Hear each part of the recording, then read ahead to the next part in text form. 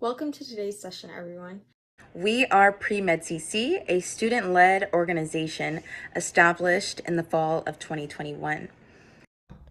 Our goal as an organization was to create an online program for pre-medical students at community colleges and universities, with the hope of guiding the next generation of diverse and inclusive physicians. And while we advertise our organization as being for community college students, our events are open to anyone. We realize that finding guidance and mentorship in a pre-med journey can be especially challenging for first-generation pre-med students, people that lack the financial resources, or just those who do not know people in the medical field. One of the best parts about our events is that they are virtual, so you can do it from the comfort of your own home. We typically have events on Fridays from 5 p.m. to 6:30 p.m.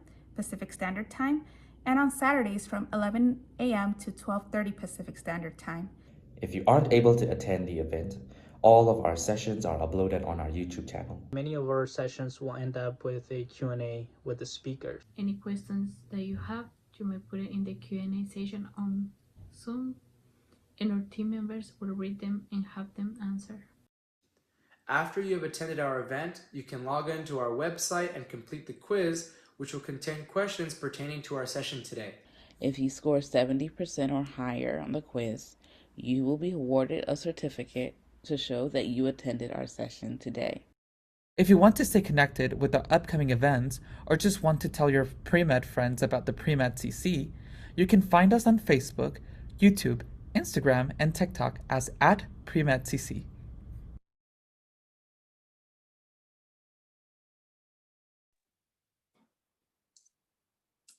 Okay, so thank you everyone for joining us today, and also to our panel of speakers. So I'll do a brief introduction and let them all tell their various stories themselves.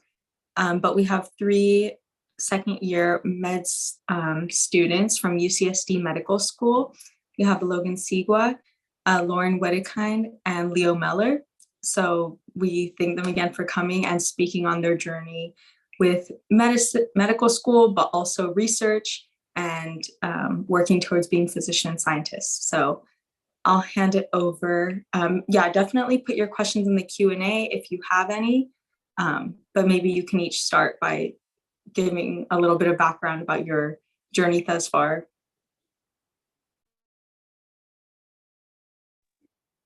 Sure. Hi, everybody. Thank you, Lucia.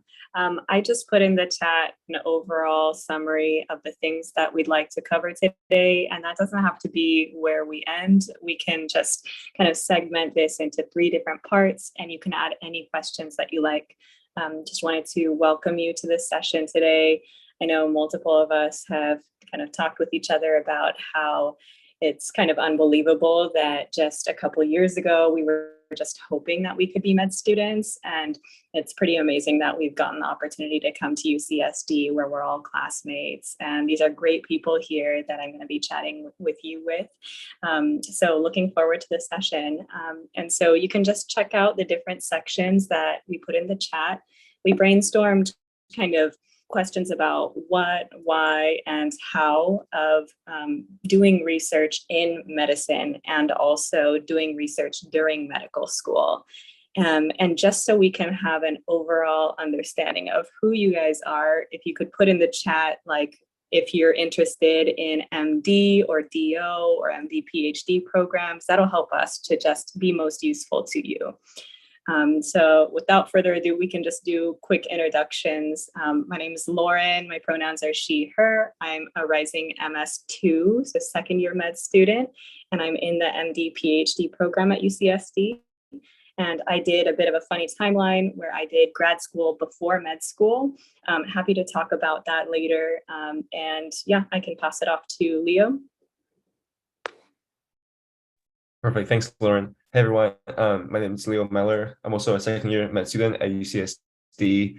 Unlike Lauren and Logan, I'm in the regular MD track, but sometimes I joke that I do enough research that I should be in an MSTP program anyways. That being said, I went to college at UC Irvine, finished in 2022, did not take any gap years. I went straight into med school. So happy to share about my experience applying straight out of college, as well as how navigating my research, as well as life and school. Logan? Yeah, thanks, Leo.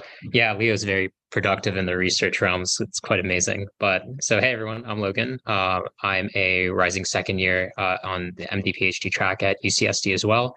I was actually a non-traditional student. So after undergrad, I wanted to become a chemist, medicinal chemist, making cancer drugs essentially. And I can share a bit more of my story if anyone has more questions down the line. But I was able to work at a cancer hospital, which really exposed me to a lot of physicians and physician scientists. And I was really fortunate to have some mentors take me under their wing and show me what a physician scientist is all about. So yeah, I'd love to talk more about that if anyone has any questions, but it's good to meet everyone. All right. Lucia, did you want to add anything before we start out?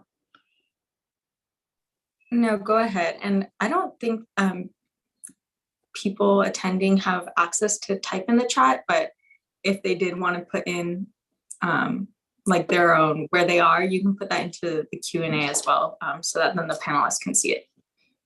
Yeah, sure. Thanks for that. So that you should see a Q&A button, and then we welcome any questions throughout, and we'll do our best to either answer questions on text or we'll answer it during our conversation. So just first of all, first section, we wanted to talk about first what kinds of research do med students and physicians do, just a broad overview, and also what are MD or DO PhD programs. So to first start off with, I mentioned that I was an MD PhD student, so is Logan.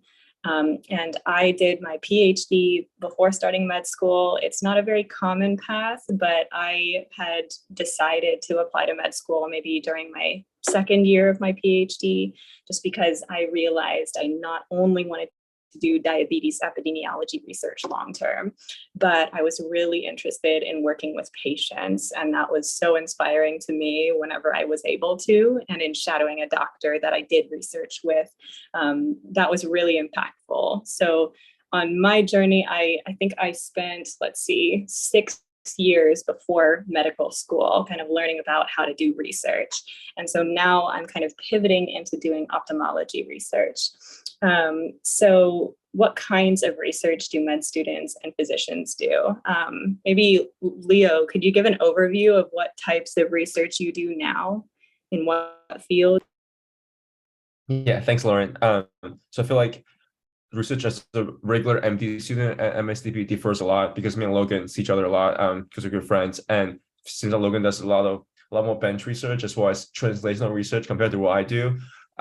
For example, I'm interested in a lot of different specialties, and most of the stuff that I do as a medical student, it's mostly remote. So I do a lot of, for example, case reports. I do a lot of literature reviews, such as writing systematic reviews or narrative reviews. And then I also like to have a couple of bigger projects for myself, which includes like using big database studies. So, there's UK Biobank, and I typically like to use the US All of Us research database, which is a large population-based database in the US that's collected by the National Institute of Health. So my biggest projects are big database studies. But that being said, most of my research are remote and it's mostly clinical, whereas I think Laura and Logan have a lot more focus on translational as well as bench research, which are very impactful, more impactful than what I do in many ways, but it takes more time to complete. And Logan, feel free to go ahead and add to that. Yeah, no, definitely. Like Leo said, I do a lot more bench research. I think my section was going to talk about like some of the how-tos to balance like research and med school and writing and stuff like that. But I am looking through some of the questions. Do you guys want to, do you think, tackle some of those and then kind of speak on that, our main subjects as they come, or should I like go into the how-tos a bit more? Yeah, we could do that like towards the end as like a rough overview. Just wanted to ask like what kind of research you're doing now, just so people have context and can ask some more questions about that. And then we can go into it. Yeah. Yeah, I misunderstood a bit. So I am doing chemical biology research. So instead of, you might have heard of like biochemistry studying like nature's chemistry. So the way enzymes interact with the molecules in each other. Chemical biology is using man-made small molecules to study biology. And I think that's really interesting for a variety of different reasons. I think treating let's say, different diseases with chemicals, you have empiric data. So you have like a phenotype, and that gives you an ability to study it in a sense. So I'm really interested in neuro-oncology right now. So one of the projects I'm working on for summer rotation is to look at like screening a large library of compounds and looking at what they are targeting in a certain disease setting, just so we can like come up with better drugs in a sense to target it. Yeah. Cool. Thanks for the overview. And then for me, the research that I did before med school, I actually thought I was going to have a career in doing kind of diabetes related public health work or research. So I was kind of similar to what Leo was talking about within a cohort study, looking at different factors like clinical variables and also genetic variants that were associated with diabetes and also early growth, and trying to build models to predict who would develop diabetes within the cohort study over a given number of years. So predictive modeling. So it was kind of like applied statistics. And I still want to use that kind of methods in my career going forward, but kind of want to look more into different complications of diabetes. So it can affect the eyes, it can affect the kidneys and the brain. I want to explore a bit more of that, especially as I'm seeing so many patients who have diabetes also have other complications around their bodies. So yeah, just to give an overview of the different types of research that we've done. Now, I see a question about what are different programs. Let's see, what are different programs like MD, PhD programs? So let's see, maybe Logan, if you wanted to talk about the MD, PhD program you're in. Yeah, so a traditional like MD, PhD program is usually or I guess we should take a step back. So when you're applying to these dual degree programs, there are a few different subsets you can apply to. So there are MSTP, or medical scientist training programs, which are funded by the NIH. So with those programs, you will have funding throughout your time in medical and graduate school. So not only tuition is covered, but they also pay you a graduate student stipend, both in the graduate school phase and also during the MD year. So that's actually, that's a very big perk of that. And MD PhD programs, if they don't specify their MSTP, some programs still fund, but there are some schools that will fund you during the graduate phase and then pay for med school tuition, but they won't fund you during the MD phase. So that's something you want to look out for, those 4 letters, medical scientist training program. And then in UCSD is a traditional MSTP. So you first start with 2 years of medical school, and that's your preclinical curriculum. So that's learning about different organ systems, different pathology. So you take the first 2 years with med students. After that, you do one clinical rotation and then move into your PhD phase. So then you can conduct your PhD. UCSD, for example, allows you to conduct your PhD at one of the many institutes in La Jolla. So that's either like Salk, Scripps, Sanford. So that was a big plus of this program. And then once you defend your PhD, you go back into your 3rd and 4th years of medical school. So the last 2 years, and that's usually all clinical. So it's kind of, you can imagine it being a sandwich. So med school is on the bread, I guess. And then in the middle is the PhD part. Yeah. Yeah, thanks for the overview. I saw a more specific question that was asking about how to apply to MD PhD programs, and I can try and address that as well as the timeline. So Logan mentioned the kind of sandwich of the traditional MD PhD timeline, and I believe it's similar for a lot of DO PhD programs. None of us are in DO programs, but I do have a colleague who is in one, and I can ask them any questions and follow up with any answers from them.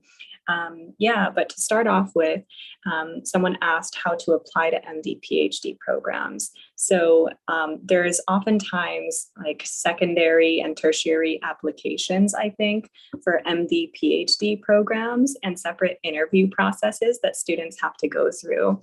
And this can be in your favor, although it's a really intensive process because you're able to maybe have meetings with faculty members during that application and interview process to consider, would I want to join this department? Like, what would I consider myself as part of when I'm in this MSTP? So yeah, a bit of a different application process. And I think someone had asked about whether you can opt into the MD PhD program when you're in the MD. So I think that would be called an internal application. So it's not exactly an opt-in because it's like a competitive funding mechanism, but you can apply to the MD PhD program, and then the NIH can decide whether or not you'll get basically grant funding to have coverage for your PhD and then the rest of your MD years. Or you might be able to get your entire MD and PhD program funded. And I'm not sure exactly how it is for UCSD, but I know different schools have different decision-making processes. Logan, do you happen to know for our school? I don't know too much. Leo actually might know, because I know you're considering, I think, a bit for internal transfer. Oh, cool. I think Logan was joking. I have considered internal transfer in MSTP, but I haven't looked into it too much, so I wouldn't know. But I heard it's possible though. I actually have a friend in my class who wants to transfer to MSTP. So the way she's doing it is that she's currently applying to the PhD programs at UCSD actually. So once she hears back next year, if she gains acceptance, I believe then there's a way for you to speak to the med school itself and extend your medical training. But I think the funding itself still comes from the PhD programs as regular PhD applicants versus coming from the National Institute of Health. That's my understanding of it. And then I see a couple quick questions I think I can answer real quick before they start piling up on us. So an anonymous attendee asked if all MSTP programs are MT-PhD. They are. There, to my knowledge, I don't think there are MSTP MD programs. I know there are MD programs with specific like scholarly concentrations at certain schools, but I don't think those are like funded in the same way that MSTPs are. I hope that answers your question. And then, is DO PhD program similar structure to MD PhD?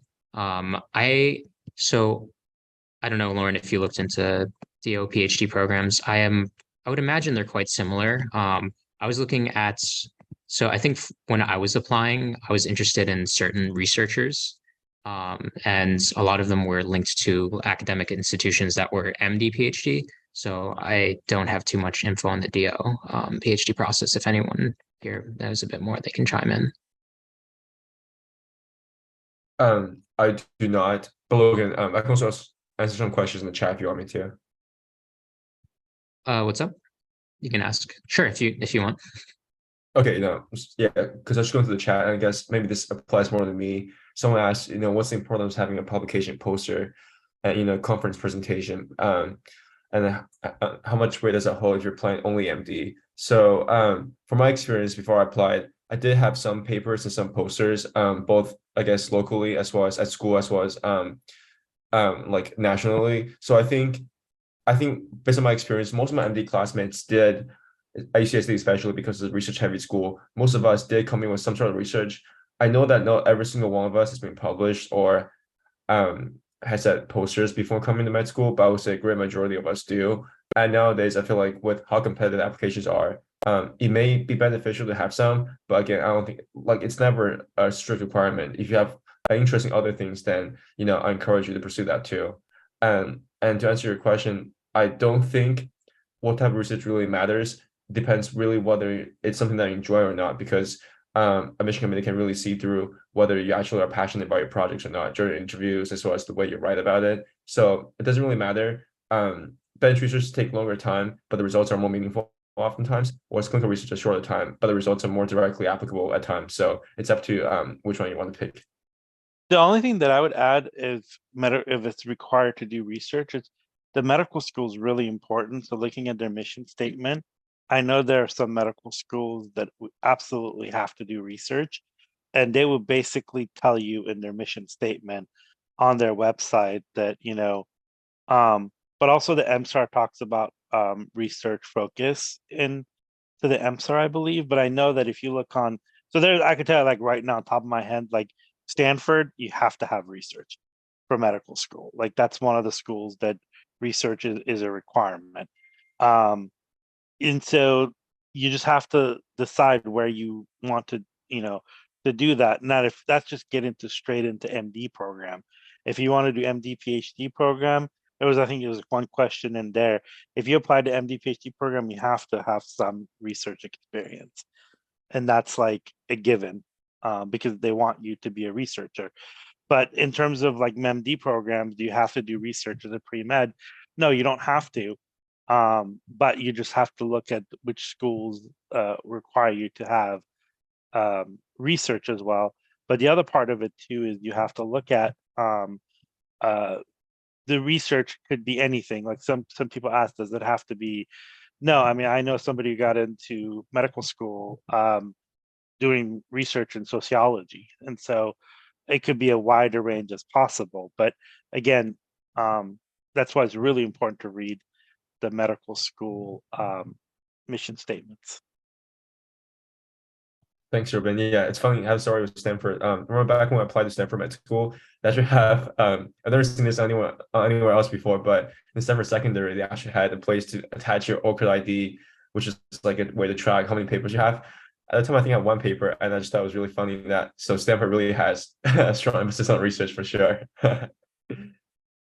Yeah, I think that school has like 2 mentions in the mission statement about research, so of its students, and then promoting research in their careers. So just check that out. I think it's a good thing to look at for every school you apply to, just so you can best write your secondaries. I saw a question that I think I could best speak to. Lisa said, I met a fellow UCSD MSTP student, Alec, last year at the NIH grad school fair. Hello. Do you know if any UCSD MSTP students are a part of the NIH OxCam Scholars Program? I was part of that, so feel free to email me with any specific questions about that, and I'll put my email in the chat.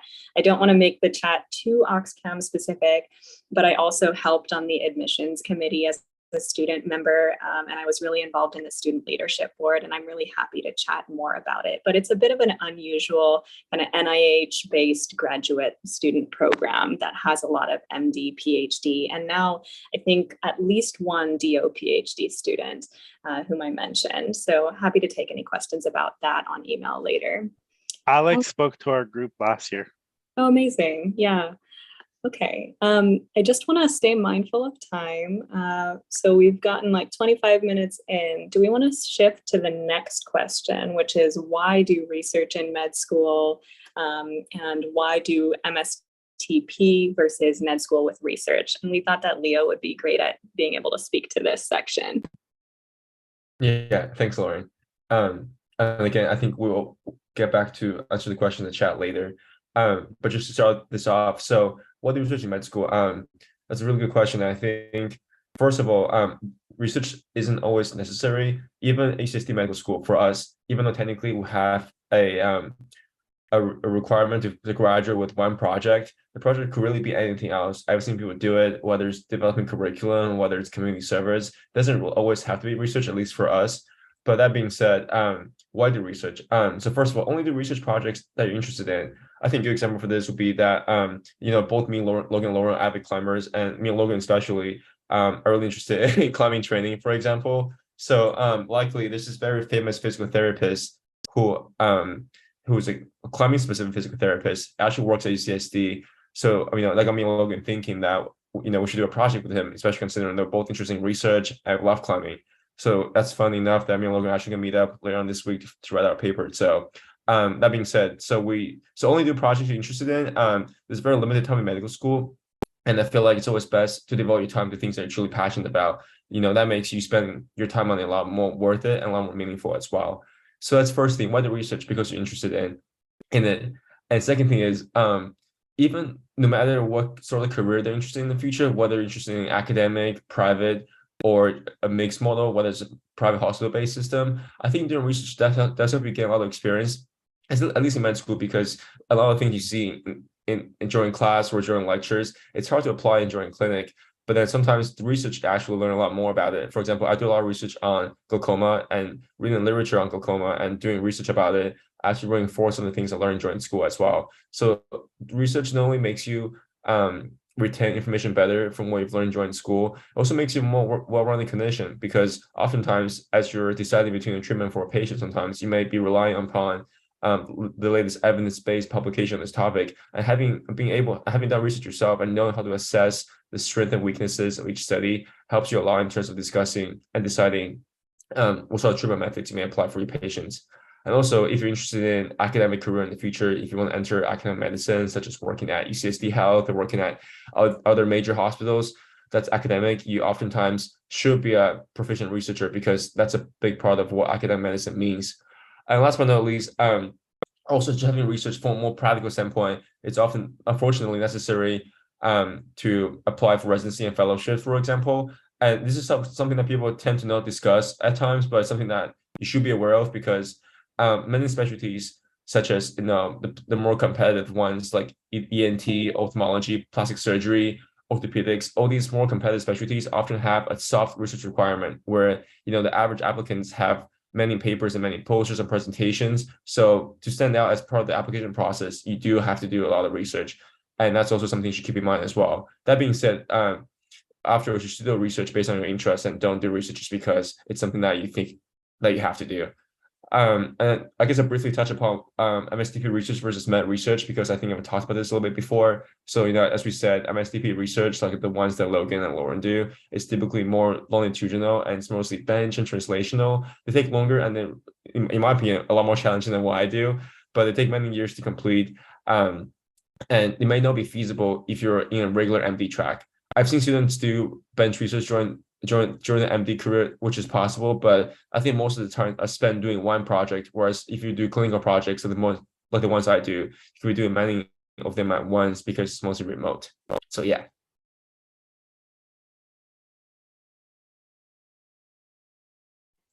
And I would just add to Leo's context that while I think it's not a universally positive thing that the bar for research is just set so high in terms of like med school applications and residency applications, I think there is a lot of just like inherent value in knowing how things get published, knowing like the good and the bad, knowing that the peer review system really relies on a lot of free labor, knowing that it's really important to publish both positive and negative results to make sure that the literature that's out there is representing all the different studies that are being done, which often it's not. There's a lot of biases that are introduced by researchers. We're all human and people make mistakes. And I think good research is correcting when you're wrong and being able to critically review different studies that are out there and then build things that are better and adding to people's knowledge. So I think there's a lot of value in doing research, but I think the expectations that the academic system puts on people is just very demanding. So yeah, I think that's a healthy perspective to keep, regardless of if you want to do MD, PhD, or MD or DO. I think it is valuable to try doing research, but make sure it's something that you're doing out of interest and not just because you feel you need to. So I hope that provides a bit of context. Logan, did you want to add anything? Yeah, I was going to say something very similar. And I think this might answer one of the earlier questions on like, where are they doing the best, like Alzheimer's research? To me, the best research is the research that you're interested in. It's the one that you want to pursue. I think that there are metrics like different journals and impact factor, and you can really look into those things. But at the end of the day, you're the person following the research, conducting the experiments, thinking of the ideas. You want it to be something that's like fulfilling to you. And it's hard to find that, especially if you're at an institution that may not have the research that you're interested in. There's a lot of ways of finding that. For example, for me, I actually found my post-bac like research through a TED Talk, funny enough, about someone who developed this small molecule that I was really interested in. So I watched the video right after. I was inspired. I sent an email to the person working on who made the molecule, and they actually got back to me, and then we talked in person, and they offered me a job after. So I really think that if you follow your like passion or what you're really interested in, that's going to pay so much more in the end than trying to pursue something that may seem on paper like the most like or like the most prestigious or the best. Yeah. Yeah, perfect. The other thing, oh, sorry about that. Go ahead. Oh, no. The other thing that I would just add is that what is the best? It's not like a US News World ranking. I don't even think those are valid anymore because not people. It's kind of like, because you could find someone doing Alzheimer's research in something very specific that you may be interested in, but then it might be somewhere else in another. So it's the best is such a hard thing. You can't just rank things. I know that there's this ranking of like funding and things, but again, you could go to a place that has $1 trillion, but if they're doing the kind of research that you're not interested in, that doesn't matter. And then the other part of it too is that we've had a lot of physicians that come and talk about research, and I think the best thing that we've heard, like I've heard, and certainly when you're working in a clinical environment, you don't have time to go to classes or sessions. Nobody's going to come and teach you new things about new therapies. I mean, I work in the ER, and they're always reading new clinical protocols, certainly in a time of COVID, where there was a lot of procedures and things you didn't know about. So people were publishing papers. And if you're a clinician, that is the only way that you could learn about new protocols that are coming down the pipeline. So nobody's going to put you in a classroom and teach you those things. As a physician, you have to be self-motivated to provide the best care for your patients, to read research papers. And if you're not done research, then you don't understand some of those papers and how they're written and how they're trying to relay the information. And so I think that's why it's really important to do it as an undergraduate or a medical school, because that's how you're going to learn, new procedures and new protocols through research that has been done by your peers. And so that's why research is so important. Now, people that do our MD, PhD, are really smart folks like Logan and Lauren that spend a significant amount of time researching something like very, very specific, and and they're like the they're the passionate people, I call them the creme de la creme, that spend so much time on that one specific thing. But at the end of the day, everybody, they're very unique people to do that. And not everybody needs to be at that level, but they need to be at some level, but not like, we all don't need to be Michael Jordan, Thanks, Joe. Well, that was really kind. Go ahead. Sorry. Go ahead, Leo. It's okay. Thank you. Sorry, go ahead. I was gonna say, no, I'm no Michael Jordan, but yeah, I appreciate the analogy. That was a cool one. Go ahead, Leo. Thanks, Logan. I was gonna take a question in the chat. Someone asked me whether I thought it was disadvantageous for me to apply straight out of undergrad versus taking gap years. I personally didn't think so. Well, so my story was that I initially did plan on taking a gap year, but then COVID happened. So I took my MCAT a little bit early because I was stuck at home with nothing else to do. So it wasn't technically my plan, but it worked out well because I do think that, even though most of our med school class are a slight bit older than I am, but I do have classmates just like me who just came out straight out of undergrad, and it do happen a lot. So I do think that mission community, taking into account of how much time you've accomplished given the times you have. And so, if you've done well for all 4 years of college, balancing school and balancing research and everything else, I don't think you'll be at a disadvantage at all.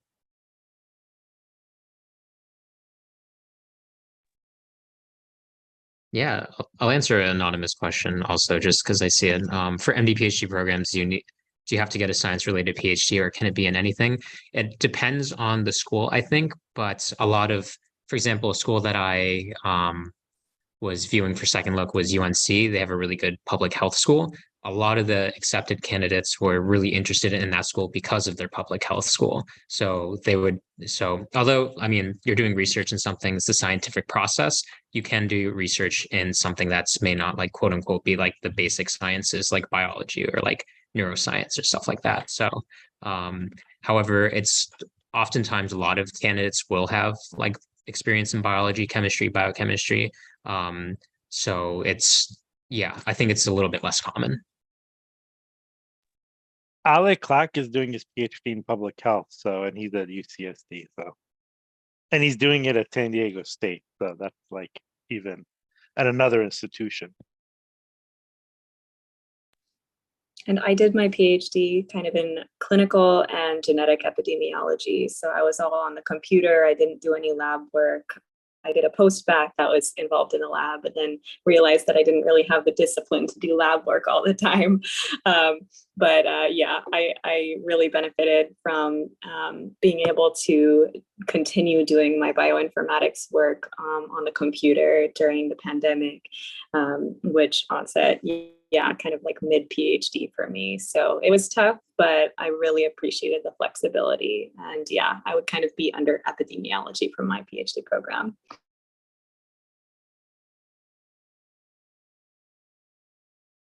And then kind of, I guess before choosing your PhD, I just have a question here about, does your undergrad research have to relate with the PhD you plan on getting? Not exactly. I came in wanting to do like oncology, strictly like maybe like blood cancers and stuff like that. But my exposure in like med school to different diseases, I became interested in like neuro-oncology and some of those tumors. So I'm looking at like a rotation in a neuroscience lab right now. Rather than like a traditional like hem-onc lab. So your research interests will change as like you evolve. And again, it's a long program, so it's likely that your interests will like change over time. So it's not necessary as long as like you have that experience and it's something you're interested in at the time. I'm always a fan of like following the path that you're on right now. So yeah, it doesn't have to be like that won't be like held against you if you I mean, you want to tell a story when you're applying, right? But if you change it, it's like not going to be held against you.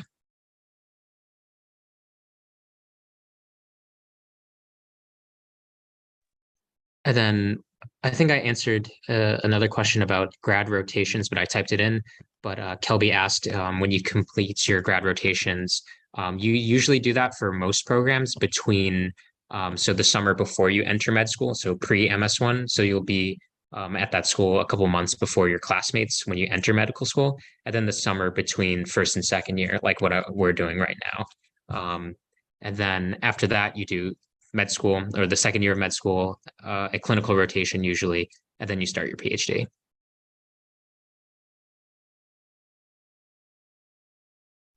Yes. I just want to answer one question before Logan goes on and explain his part a little bit more. So Kelly had a question about when you applied to med school, MSTP, did you discuss your research interests in relation to the specialty that you might be interested in? So just from my perspective, I heard that, I mean, so people in my class, it's very common that you see people come into med school with a specialty they're interested in, but then switch a couple of times during med school. I think that's like 99% of the medical students in the US. So I think you could definitely talk about specialty you're interested in relation to your research, but I will be hesitant to commit to a specialty during the application process just because knowing that you do gain a lot more clinical experience in medical school, and that's very subject to change. And I think it actually shows maturity if you don't commit to a specialty for the purpose of application. Yeah.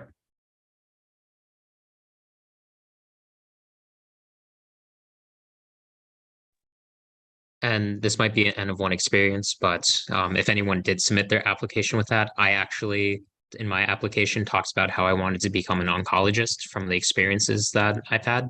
And even now, interested in like, I guess it's still oncology, like neuro-oncology, but no one's gonna like, everyone understands if your interests change and stuff. But I agree with Leo. I maybe err on the side of yeah, caution, but just for everyone else, it's possible to write that in and still get accepted. So yeah, and similar here, I think especially for students who have experience doing research for a long time in something or working in healthcare, you might have a better idea of the field that you might want to go into later. So it's totally fine, I think, if you say, here's a field that really interests me and here's what I could see myself doing. But just express that you're open to seeing, say, how the first couple years of med school go. And of course, you have what's called clerkships, usually in your third year, when you're actually going and working on the wards with physicians and nurses and other healthcare providers and getting a sense for what the daily life in a specialty looks like. So I usually say I'm interested in like endocrinology, so relating to diabetes, or ophthalmology. But I can't really say until I'm going through those clerkships what I'm most interested in and what I would commit to. People even decide in their fourth year. And sometimes people apply to multiple residency matches because they're not 100% sure at that stage. So it's okay, especially in MD PhD programs. You're in such a long timeline, like 7, 8, 9 years. So things can change during that time.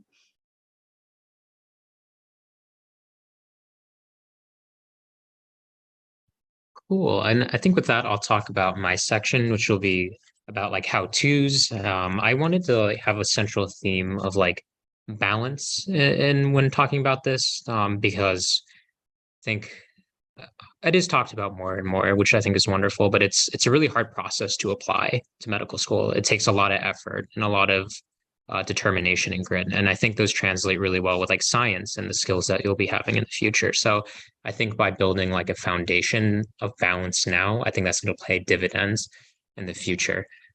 So I think like one thing that helped me, and I kind of wanted to just be like advice or like story time or something like that with us, is, and if you guys have any like quote unquote how-tos you're interested in the chat, please put it and we can talk to it. But I think one skill that's helped me so much to this day is how to be okay with yourself on the pace that you're at. I think you'll see, especially in research and in medical school, you'll see people that are looking at their peers, like above and below them. And I think that might stress them out a bit. For example, like if someone has like, oh, like they did all this research before doing this and that, and they compare themselves. But I mean, I took 3 years out of undergrad, before I went to medical school. Everyone's path is different to like MD, PhD, and basically everything that you're doing. So I think if you can be okay with like knowing that you're on the right path for yourself, I think that that's helped me, at least my mental health. And I think a concrete example of that is like not looking at like student doctor network during application season, not looking at like the pre-med Reddit. There's wonderful information you can gather from that. But when it comes to like, here are my stats, I didn't get in this and that.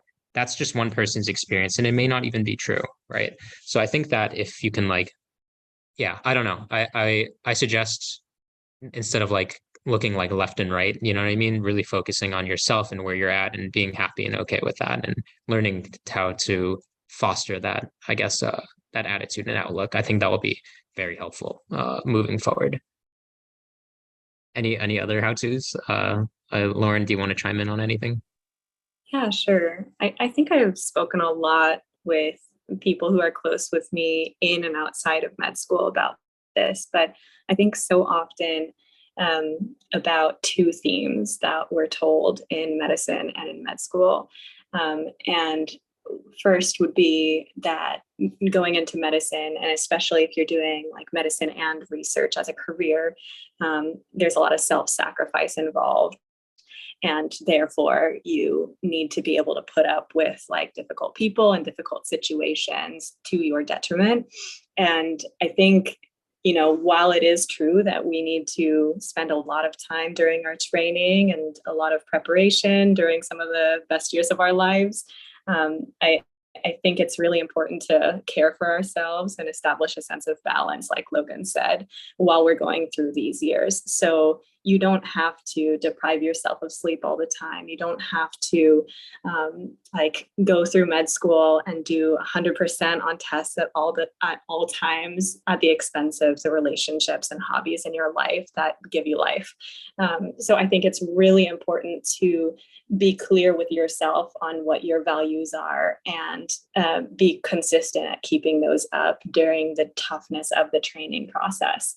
And also, just be able to know when you're in an environment where a lot is being asked of you and know where to draw boundaries on your work and studies. So I think that is really important to clarify, and even more encouraging for people who are considering getting research experience before med school, like drawing boundaries on your personal and work/professional lives, super important. So that's the first thought, kind of the self-sacrifice is part of the game kind of thing.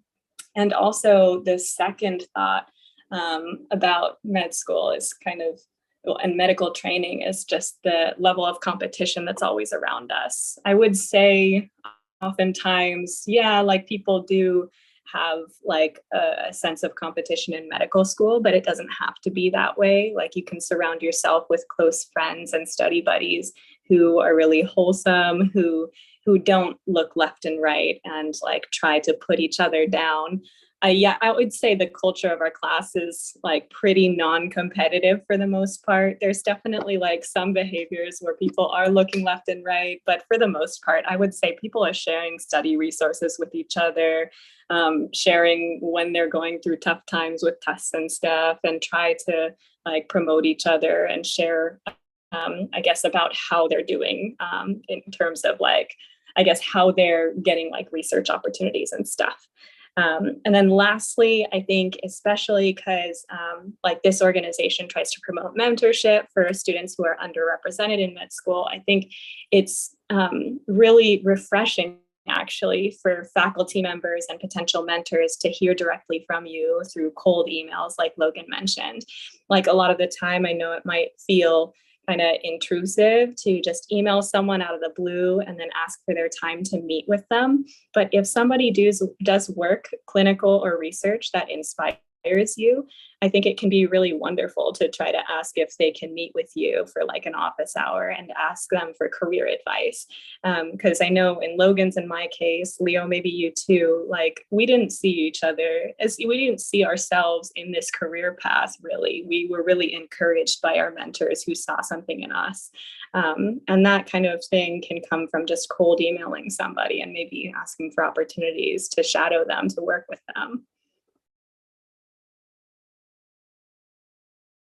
Yeah, no, I think that was wonderful. And I think it may seem paradoxical to like prioritize also like the balance in your life, but I'm telling you, it helps out as well if you want to be like a prolific researcher as well. My best ideas come and like my best work comes when I'm like refreshed and excited to get back into the lab.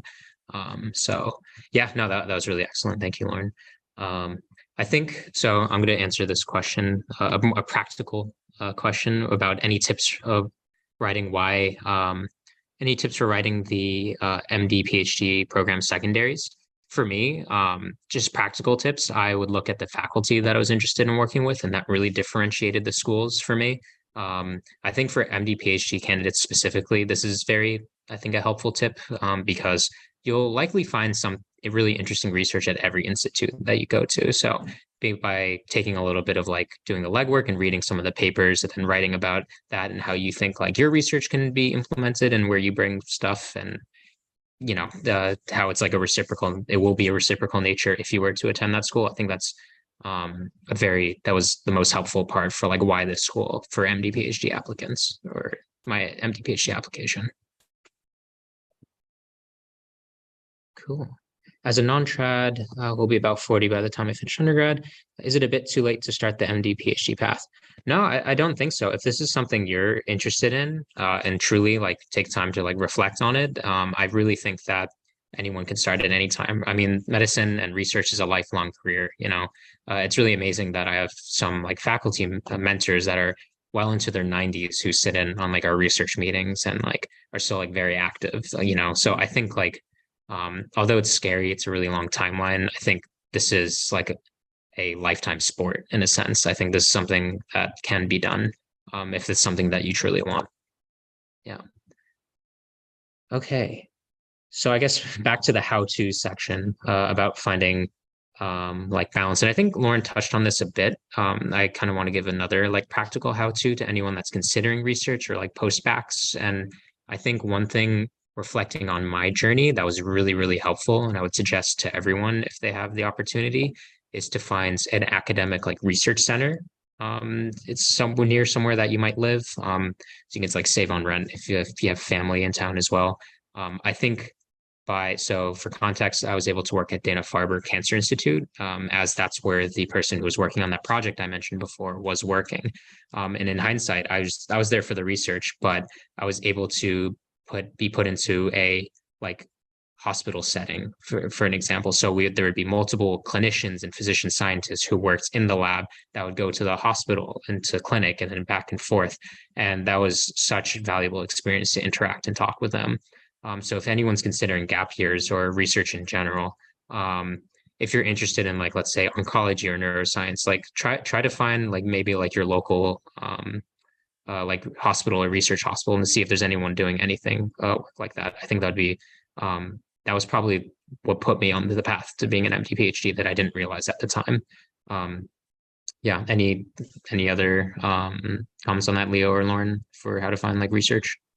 The other thing is that I'm sorry. The other thing I was just gonna say is we had a bunch of prior sessions on research and stuff, and this fall we had the NIH director for intramural programs that came and did a talk, and she's coming back again in the fall.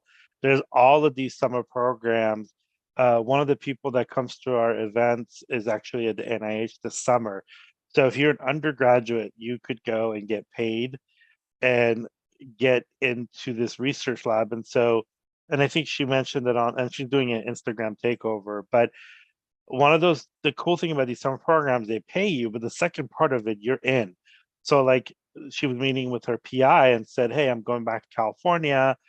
And he's like, oh, by the way, I have this really good friend of mine who's doing research here, and it's only 30 minutes from where you live. And if you want to do research throughout the year, I'll just email them. And so that's why it's really good to like apply to these summer programs. Not only you get paid like $6,000 for the summer for 10 weeks, which comes out to like 18 bucks an hour. And you get to do research, you make connection, you make networking. And also the thing about medicine and research, I mean, medicine is a very small community. I think research is much smaller.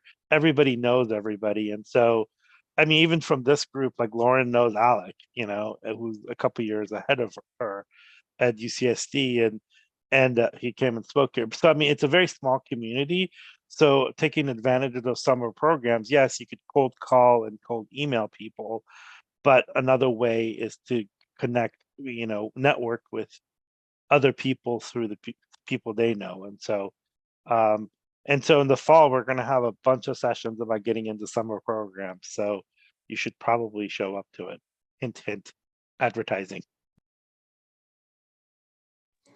I shared some resources in the chat. I'm involved in a couple mentorship programs for MD, DO, MD PhD, and DO PhD, as well as a bunch of other types of programs. And so those include Project Short. The PUMA initiative is run out of UCSD, and it's supported by a grant to improve diversity in medicine across the US. And it's something you could consider applying to when we recruit next winter, as people will be applying to med school next year. And then I helped write the free guide to medical school admission, and there are a bunch of different chapters, including considerations for non-traditional students and community college admissions.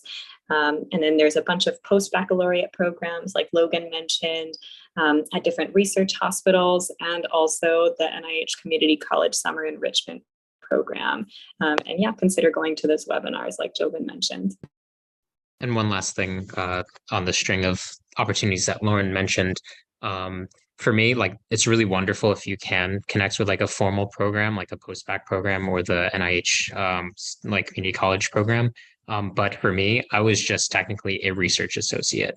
And I didn't realize that the opportunities would come from that as well.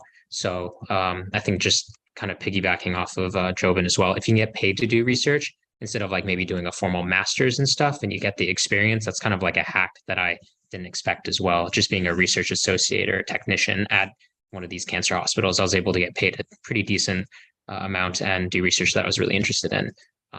Yeah. I want to be mindful of time. We have 4 more minutes, so I think we can go back to some of the questions. Let's see.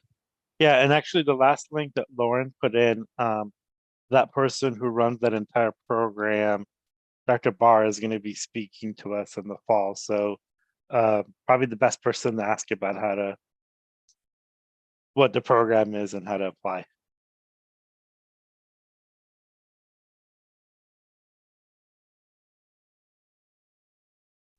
Yeah, okay. So I think we'll go into some of the last questions. So I have a question here about someone's a master's student in data science and they're pursuing healthcare research in healthcare, medical spectrum, and medical data analysis. Our opinion on transitioning to medical school and pursuing bioinformatics. There's a lot of people in our program that are doing bioinformatics work in the MD PhD, as well as I know a lot of MD candidates that have had prior research in bioinformatics. So I think this is a perfectly viable path. Again, I think it's the story surrounding it. If that can integrate with it, I think that's wonderful. But yeah, that's possible.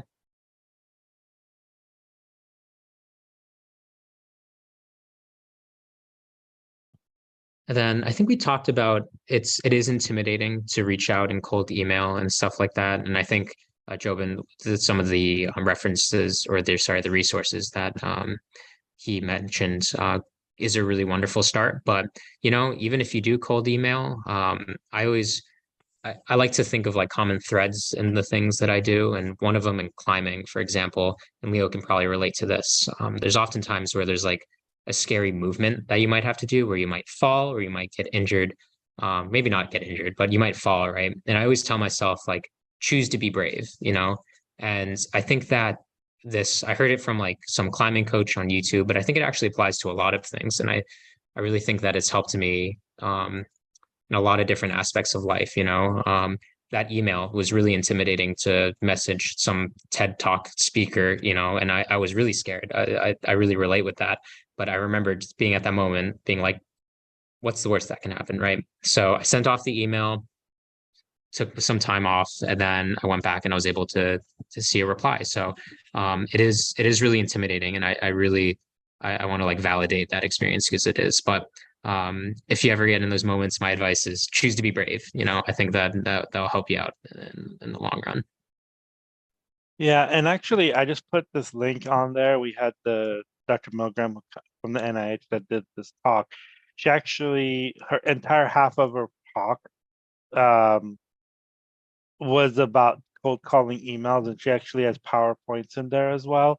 So make sure you watch that because she gives you like really great tips, much more than the 30-second sound bit that any of us can do, but also really good information. She talked about it for like 30 minutes. So, and then she also has a PowerPoint that's on there that has how to do a CV and resume and stuff too as well. So definitely do that. Take a look at it.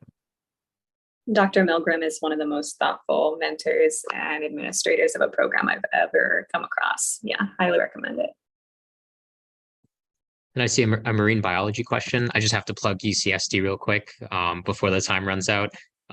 UCSD's MSTP, you can do your PhD at the Scripps Oceanography Institute. So I know there's people that have rotated and people who are pursuing their research right now in marine biology, and particularly like molecules that I think, it's molecules that marine animals make that can be implicated or like affect human health. So yeah, it's a cool path, but again, it's viable. I also heard that if you're at Scripps, you could become a certified diver too. Yeah, there's stories of students going out on the boats, and it's like a couple of days expedition, and they come back like collecting these like sea critters and then extracting compounds from them. It seems like a really cool PhD experience.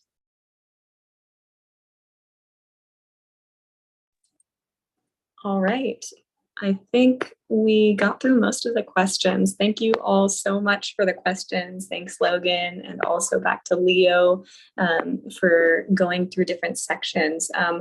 I would be happy to put my email. Didn't want to volunteer for others, but yeah, feel free, and happy to be in touch. And I really recommend, if you're interested in looking into more resources, checking out that webinar that Jobin mentioned, and also looking out for the resources that I put in the chat. Those are good places to start, and you're doing great. Keep up the great work and just learn as much as you can and ask for advice from your mentors. Yeah, thank you, everyone. I just put my email in the chat. Yeah, it was great talking to everyone. I hope I was helpful. Feel free to email me. I'll do my best to get back to you. Thank you guys for coming. Thanks everyone for joining us. And I hope that y'all have a nice, warm, quality weather down in San Diego and enjoy the beach as much as you can. Thank you. Thank you. Take care. Yeah, will do. See you, everyone.